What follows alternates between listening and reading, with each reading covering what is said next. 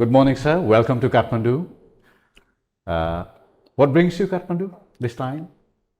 The NIF, Nepal International Nepal Film Festival. International Film Festival, which on the second I was there for the inauguration ceremony. That was the takeoff for the festival, and today is the third. I think all going well. I think it goes on till about the 8th. Yeah. But I go off back to Mumbai on the 5th. 5th. Thank you so much for your time.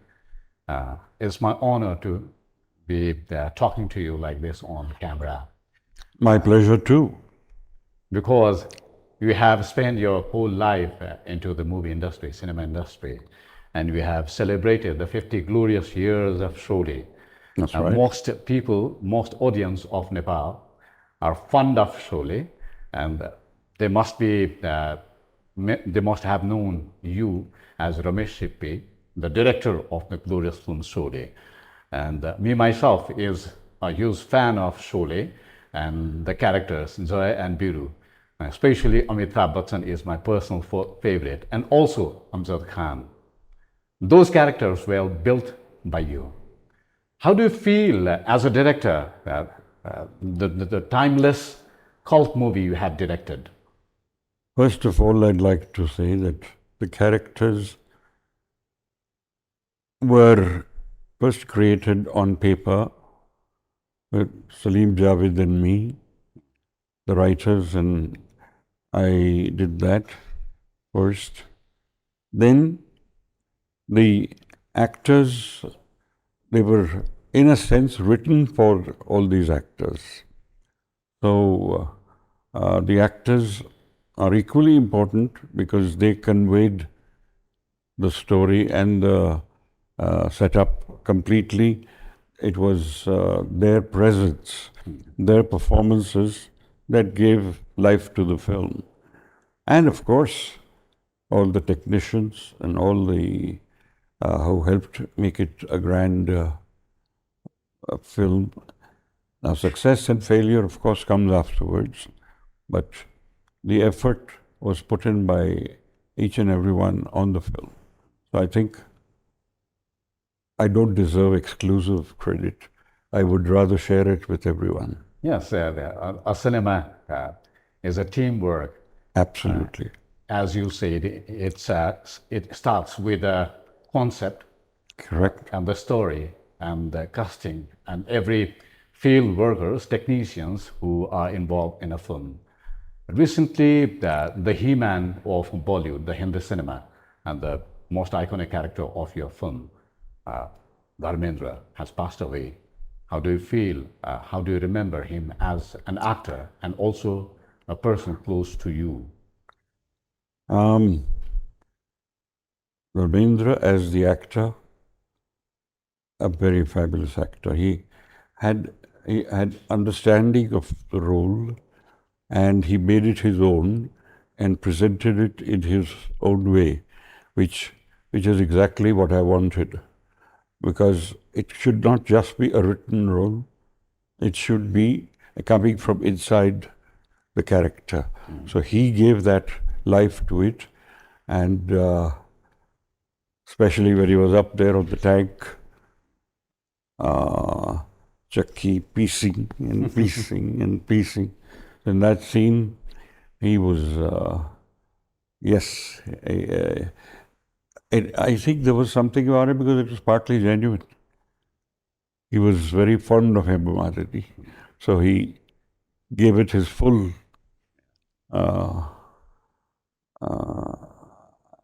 I think he put so much into that moment that for me it's quite unforgettable. I'm sure the audiences feel the same. Yeah. Not only Dharmendra, many of the characters that played on Sholay have passed away. Dharmendra, Asrani, and Sanjeev Kumar, and many others. Amjad Khan, yes. Amjad Khan. Yes, they all contributed, as you rightly said, to the artists, even the smaller roles, the little cameos. Uh, uh, Purane Zamane Ka Jailer Asrani was Asrani. superb. And Surma Bhopali, of course, he too was absolutely superb. And I think each played their role. The final result is, as long as the overall cohesiveness of the film and the storytelling is retained and you don't go haywire away from the story and away from the central movement of the script, that's absolutely fine. Yeah. People talk about Sholay so much. Even you have been talking about this for so long, and people ask you about Sholay. But it was not your first film. You did Andaz, you did Sita or Gita, and they were successful as well. How do you find when people talk about Sholay much often? You also did Shan, you also did other films. They were successful as well. How do you feel? Yes, I feel very good. Yes, Sholay stands above everything else, but it's not like the effort behind Shan was less. It was probably more. It took more time to shoot, and the sets and all were very difficult, and to create that atmosphere, but everyone cooperated and everyone did their job best. I think, all in all, I've been lucky to have fine actors and technicians with me every time, right down Sagar, and even then on to Bunyad, this TV serial. Everything works out fine. And of course, we're forgetting Shakti, Yeah. Dilip Kumar and Amitabh Bachchan, And together on the set. one and only time. Right. So it was a very satisfying film, yes. Regarding Sholay, people are amazed by how it has been identified as even the characters who had a scene, a single shot, or a single dialogue, like Do Aadmi Sarkar. Kitne aadmi the? Do Aadmi Sarkar. That character was Kalia, I guess. So those artists were also recognized so vividly. Yes. How was it possible? Do you find it surprising at times yourself? Yes. To be remembered like that, yes. I did not realize when making it that even these characters will stand out.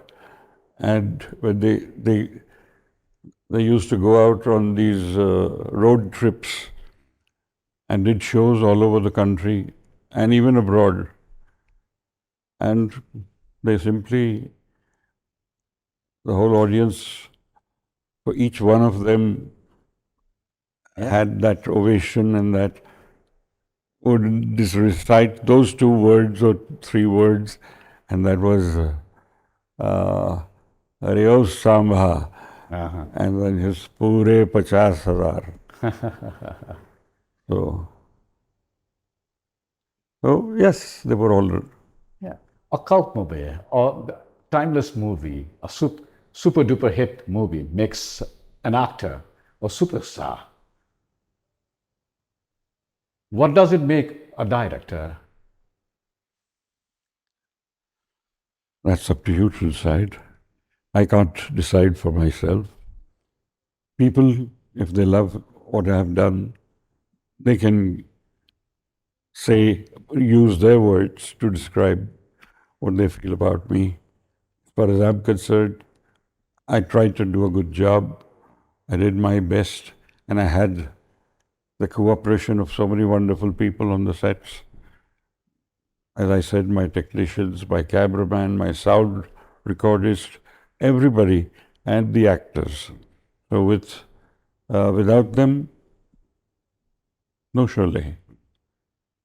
Everyone put together, Sholay. So, what did it give to you, your filmograph or your career? Satisfaction, Satisfaction, happiness. happiness. I think what Sholay's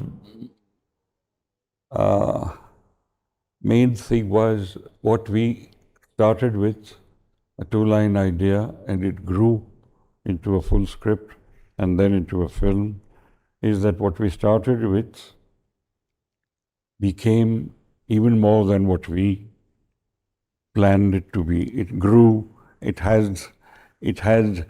made a life of its own. Yeah. And that life is still growing. Yes. That's why we are talking about it today. I'll also be curious to talk about your latter part of your career. As you are still on your filmograph, you are still on cinema. When we talk about Sholay, there were many of the contexts that could be talked about. India was going through the emergence. That particular dialogue of Asrani in the film, as you mentioned, Angrezon ka zamana ka police, Jailer. Jailer. So these were the contexts. What were the cultural influences or political influences you went through during the scripting of the movie, during when you casted the characters? Were there any particular influences of culture, societal situations at that time in 1975 or before that? No, not really. When the script was finalized, it's not like the emergency was on. Emergency came on in 1975 when the film was complete and was to be released 2 months later. So the emergency came in June 1975. Film was complete. All we had at that time left to do was the prints, the Technicolor, 70 mm, the sound, which recording was all over. It was just the prints and release. So I think it was not as though the emergency had any influence on the film. But social structure and societal situations were presented on the Not, cinema. no, they didn't have anything to do with it because they were done before the emergency came. Look, the cinema depicted the struggle of a village against the Daku. Was there any sort of situations around India, Bharat, that you depicted on the cinema? No, not really, but these, the dacoit breed was existent in North India, in the Chambal Valley, all those areas. But I chose to shoot down south near Bangalore because of those rocks. Rocks, Ramnagar. Yes.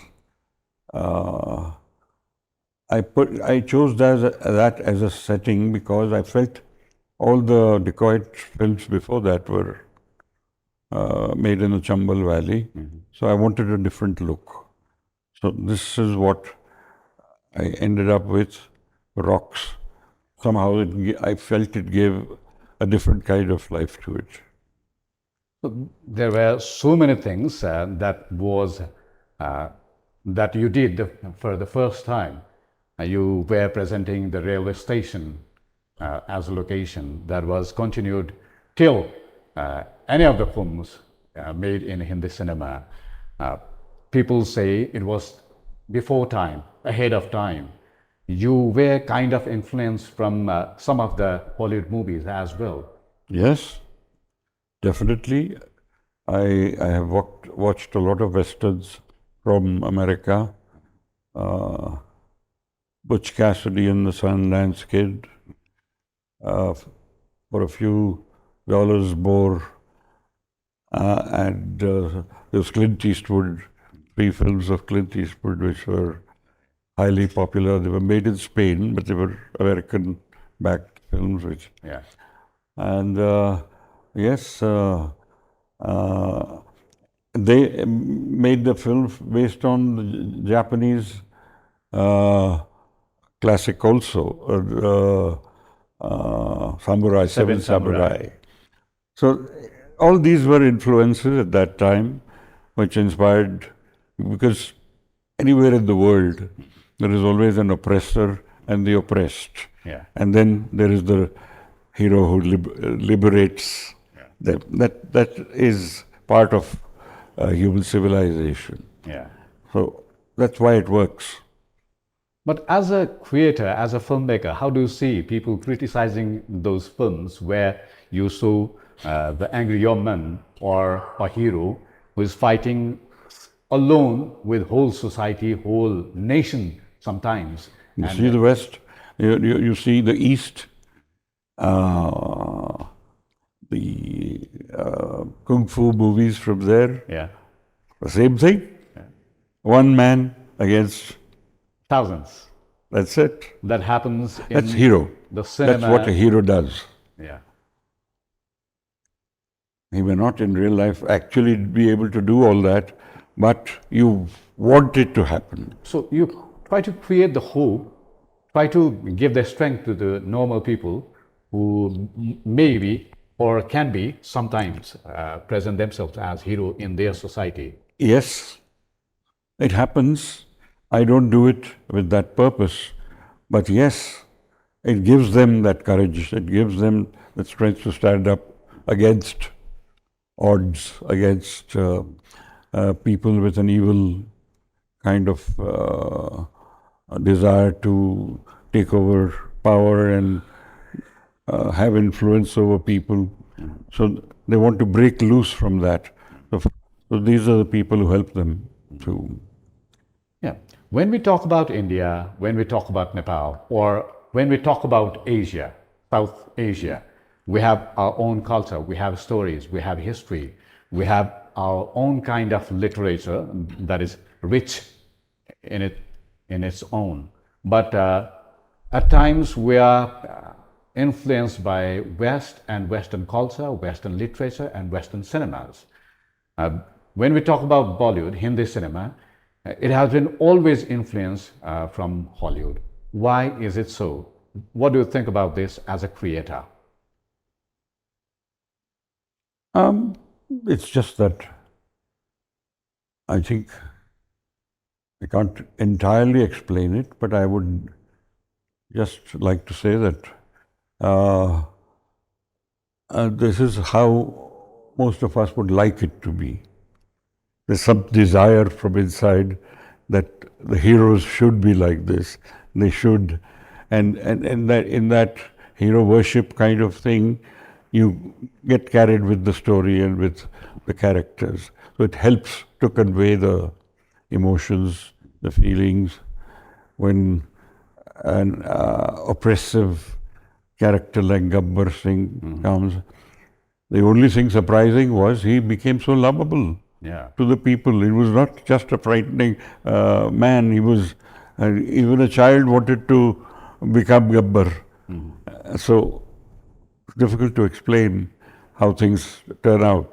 However, uh, when you look at the cinemas, somehow Nepali films as well and the Hindi cinemas as well, they have promoted male masculinity, promoted the gender bias.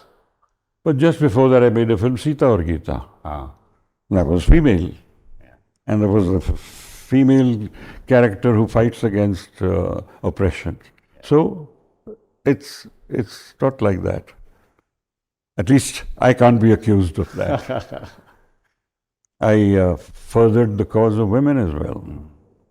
So, how do you see the impact of influence of Hindi cinemas to the society and the Hindi cinemas to the politics of India and around?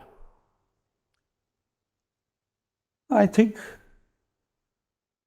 whatever politics and power play and all that's a whole different world, and that's reality. It's everyday life.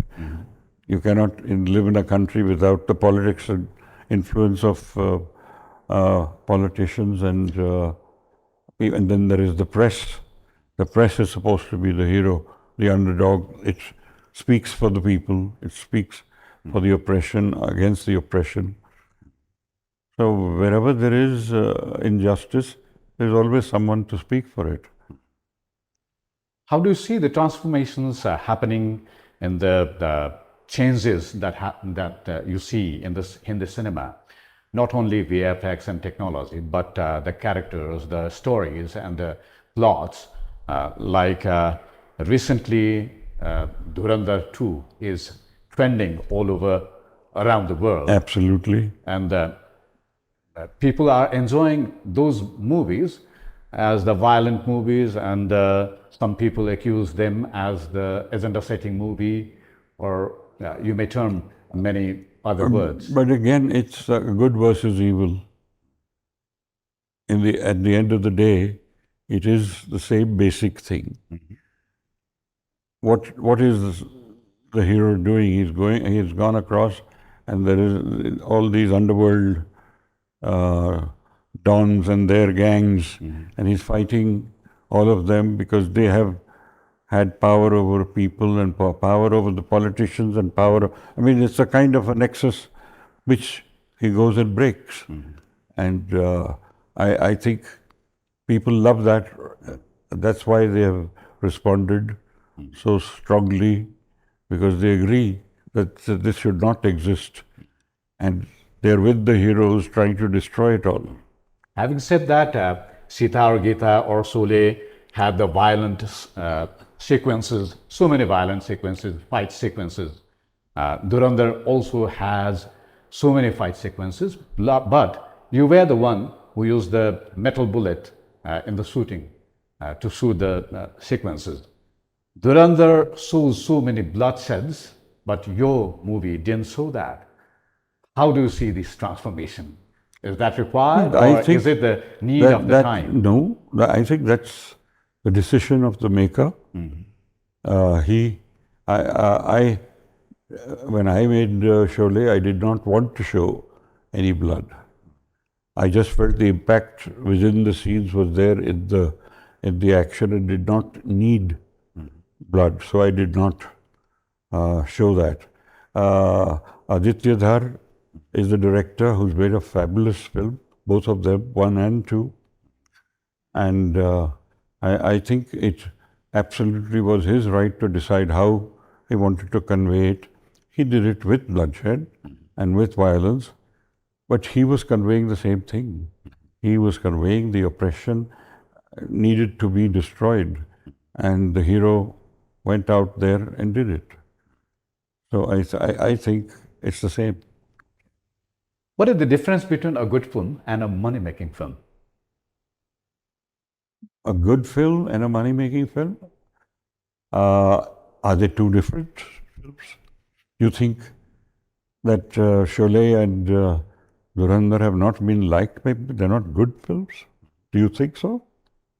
I don't have any version on that.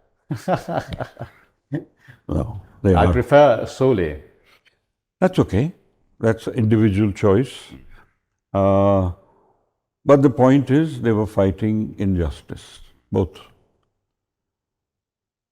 And injustice is something that, fighting that anywhere in the world, whether it's in Mexico or it was in Spain with Clint Eastwood doing his bit, and whether it's in the East with swashbuckling heroes.